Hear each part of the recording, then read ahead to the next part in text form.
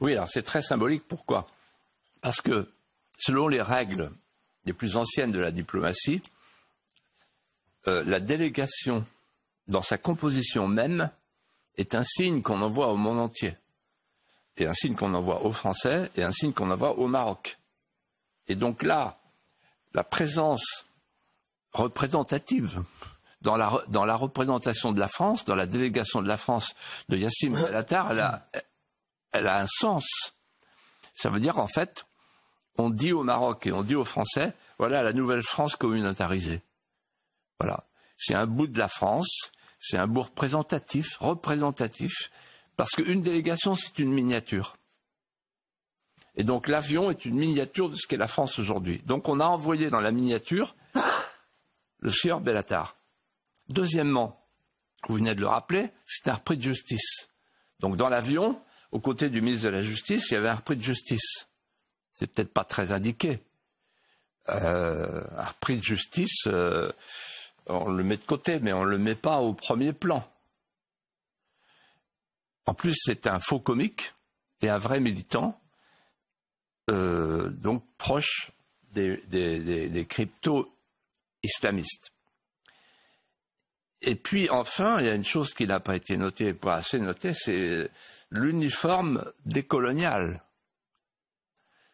C'est-à-dire le jogging et les baskets, parce que pour les décoloniaux, la cravate est un signe de masculinité toxique. Alors, il était obligé de mettre une cravate pour le dîner, mais sa tenue était une tenue de militantisme décolonial.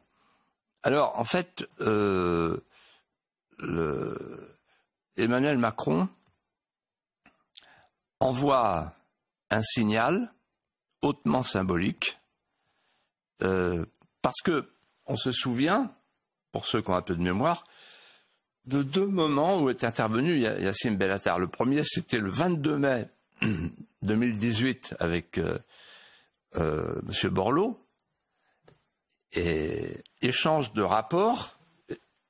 Borloo rend son rapport au président de la République sur les banlieues.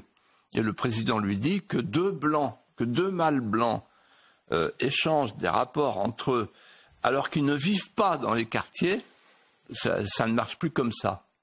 C'est-à-dire, ça veue dire on n'est plus chez nous, quoi. C'est-à-dire que deux blancs peuvent pas parler des quartiers, deux blancs français peuvent pas parler des quartiers parce qu'on n'a pas l'aptitude pour parler des quartiers. Incroyable. Et le deuxième moment, c'est le 10 novembre 2023, quand il va voir les conseillers mémoire de l'Élysée et les conseillers mémoricides, et il leur dit voilà, il ne faut pas aller à la manif parce qu'il faut préserver l'unité du pays tout entier. Alors moi, je vais vous dire, vous connaissez la phrase, on va faire une devinette, avec les téléspectateurs en même temps. Qui a dit « Dis-moi qui est ton conseiller, ton mémorialiste, et je te dirai quel prince tu es ». Saint-Aignan. Oui, gagné. Et donc, en fait, si on revient un tout petit peu en arrière et qu'on fait la comparaison entre Macron et ses prédécesseurs, Clovis a eu comme mémorialiste Grégoire de Tours, quand même. Saint-Louis a eu Joinville, pas mal. Alors, plus près de nous, Louis XIV a eu Saint-Simon, Napoléon a eu Lascaz, et enfin, De Gaulle a eu Malraux. Eh bien, l'histoire retiendra que Emmanuel Macron a choisi comme mémorialiste, comme conseiller, un comique, Yacine Bellatar. Ainsi va le cours de la vie dans notre pays décadent.